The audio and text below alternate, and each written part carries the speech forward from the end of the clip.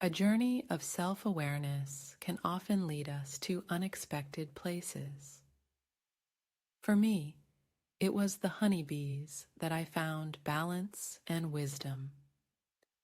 Beekeeping became more than just a hobby. It became a vessel for self-discovery and healing. Today, I'm sharing a story that unveils how the natural world can offer an unspoken solace to the chaotic journey within. It's a tale of transformation through tender interactions with nature's little pollinators. So if you're seeking a narrative that's as enriching as it is soothing, stay with me as we descend into a realm where honeybees become the bearers of therapeutic magic. If my journey resonates with you and my visuals captivate, please like, subscribe, and share. Discover more photography featured in my short story, which is available in my Etsy store linked below. Your support fuels this channel. Thank you. Honeybee Magic: The Intimacies of Beekeeping by Greyson E. McMurray. Under the lid of a beehive, a world that seemed so simple from the outside, I stumbled upon complexities mirroring my inner struggles and relationships. Little did I know when I first wielded a hive tool how much I would unearth about myself. Nestled on the Rancho del Cielo in the rocky Texas hill country, it was warmly perfumed by resinous cedars. The scenery felt surreal compared to my previous life's red, bloody sand. The tranquility here was a stark contrast to the turbulence of my past. Situated high in the sky, this white rock ranch offered me a glimpse into the secrets of happiness. I found intermittent moments of unexpected solace. The daytime aerial traffic of butterflies and bees was microfolded in the color-changing sunsets as the stars blanketed my worries and sadness. Darkness would gently release its grip whenever I returned to my lively, humble garden to watch the vibrant life go about their day. When my patterned thoughts began to twist my mind, they would contort my heart into shallow, broken beats. I could not escape the binding, and I found myself stuck in a fixed state of anxiety. Until I could move my gaze outside into the blue and feel my feet squeeze the ground of rock, then the binds began to loosen. For many hours, I would lay in the fragrant herbs, watching the insects gather sweet nectar. The buzzing hums would vibrate against my skin, and my heart would relax. Gentle breezes would brush my long hair and direct a wave of leaves on the tall oaks. Life was living all around me, and I finally noticed. The more I planted colorful flowers, vegetables, and herbs, the more I would lure the bees to come hum me lullabies. Over time, my garden grew with a bountiful gratitude, offering more delectable dishes and promises of life. It was then that I noticed a symbiotic relationship between my garden and the honey bees. When the evening began to close in, I wondered where those hard-working pollen collectors would go. I wondered if they would let me peek into their home and watch how they managed through the night in a crowded place, away from sunlight and freedom. I wondered why such a tiny life would visit my garden so voraciously. I decided to investigate this small mystery from the safety of my home away from the world. With no obligation, no significant identity, and no potential risks of harm, I quietly created an online beekeeping account to see what others said about these ravenous honeybees. As I invisibly reached out to locals, I was surprised to see a large common interest. The subject of beekeeping quickly lit a fire inside me I had not felt since I was a child. My thorough research landed me a second-hand, wooden bee hive of my own, and a yellow metal hive tool darkened with waxy remnants. By May, I installed my first honeybee colony, and the process was both mesmerizing and meditative. I situated their hive atop a caliche clearing near a family of live oak trees. As I carefully slid fragrant frames side by side into the hive, I noticed each heavily laden with worker bees, honey, and yellow pollen. Careful not to ding the waxed caps, little strands of amber-colored syrup traced a slow path across the combs. The workers gently vibrated their wings, lapping up the drips without a fuss, turning my oversight into an effortless chore. The long golden queen willingly accepted her new domain, navigating through the labyrinth of bustling activity. The spontaneous wind would then carry wafts of ambrosia-scented air into my lungs, a sweet reminder of the living poetry housed among the modest wooden frames below me. In their meticulous routine, I found an unexpected reprieve from my long-standing battles with anxiety.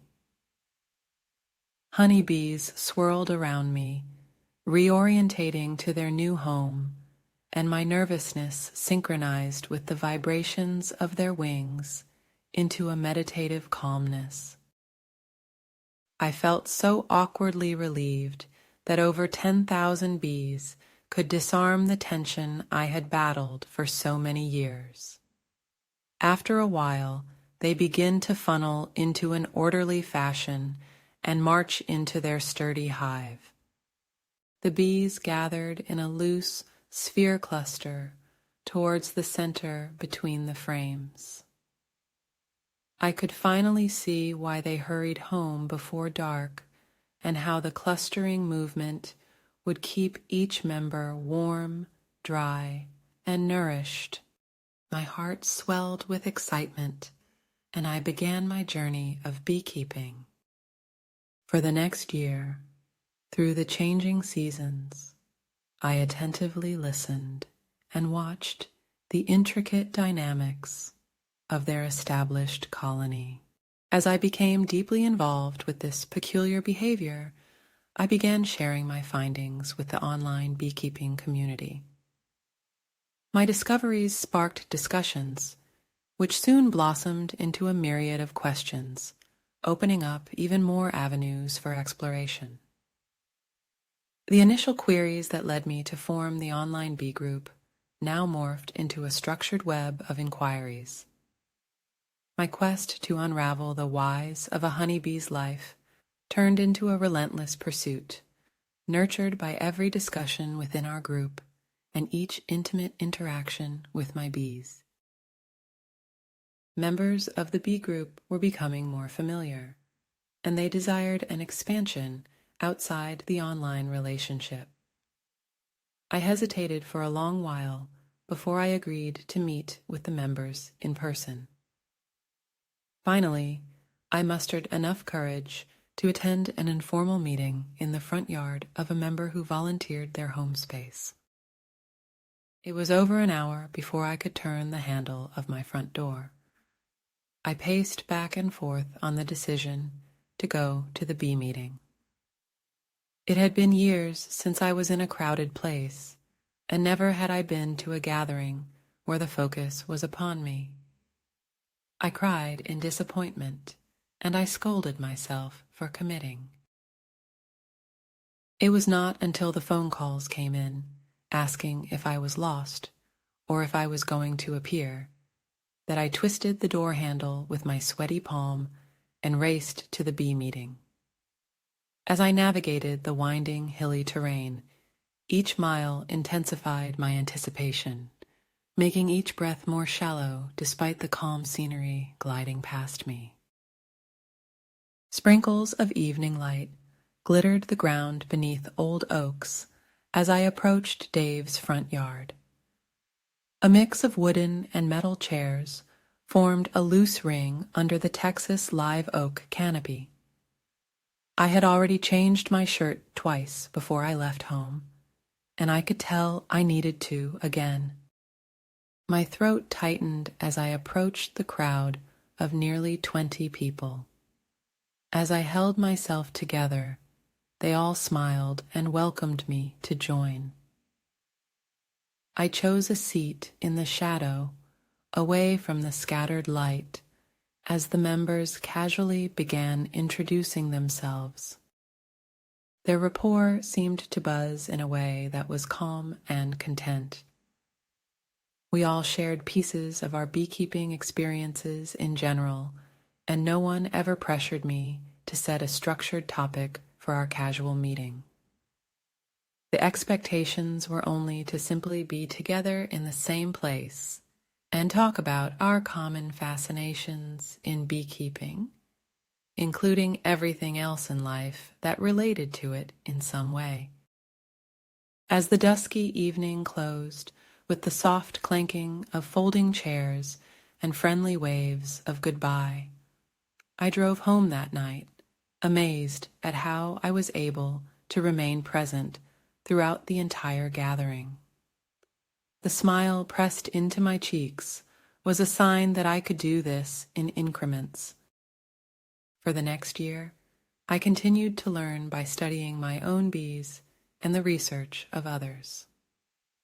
Our meetings became a regular gathering every other month.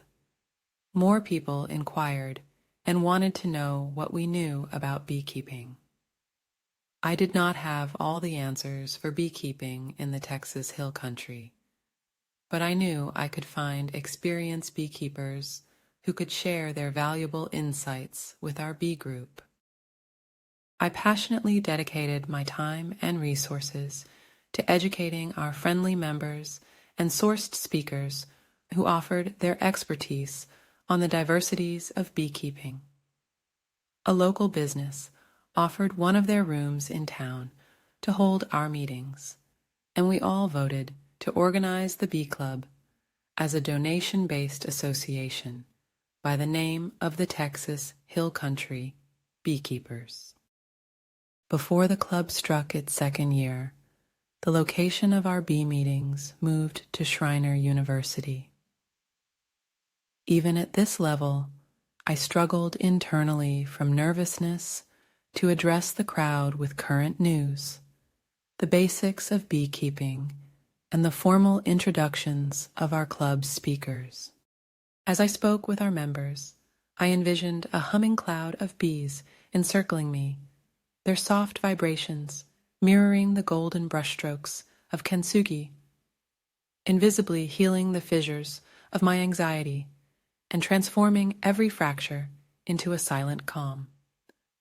No one ever noticed the shakiness of my hands, only the breaks in my voice, which I tried so hard to control, would give away details of my unease. As another year went by, I layered on more beekeeping experience and found myself training in commercial bee yards under the hot South Texas sun.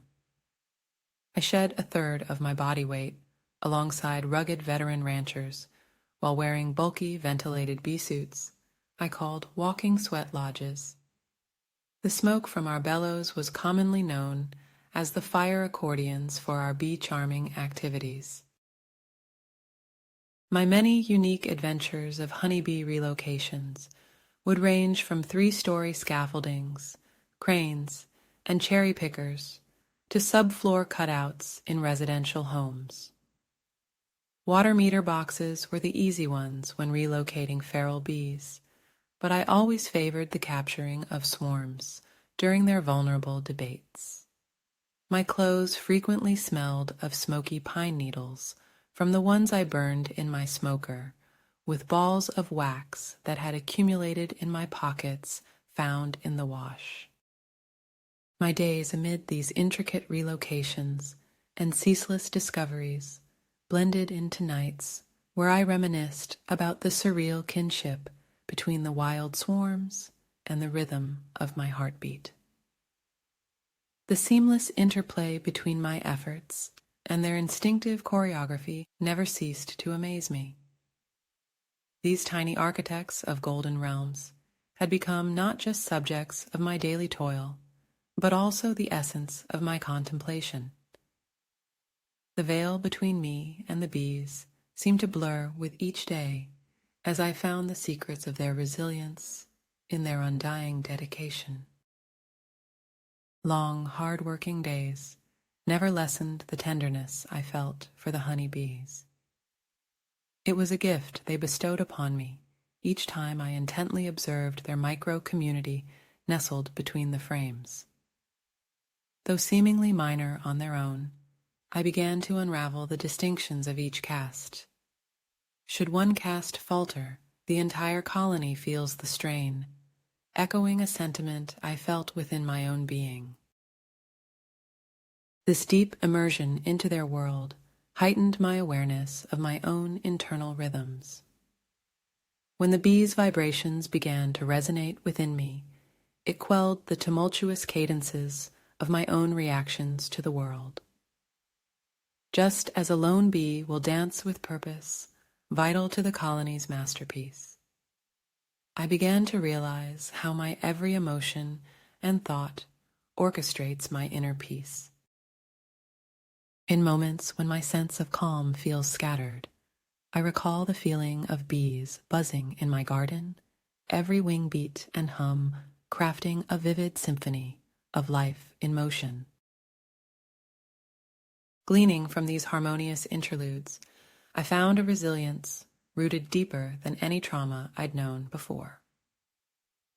I was gently led to a revelation my inner sanctuary remained intact, veiled only by my past. It was through the wisdom of bees and their gentle magic that I realized my innate being always had the tools. They simply showed me how to wield them once more.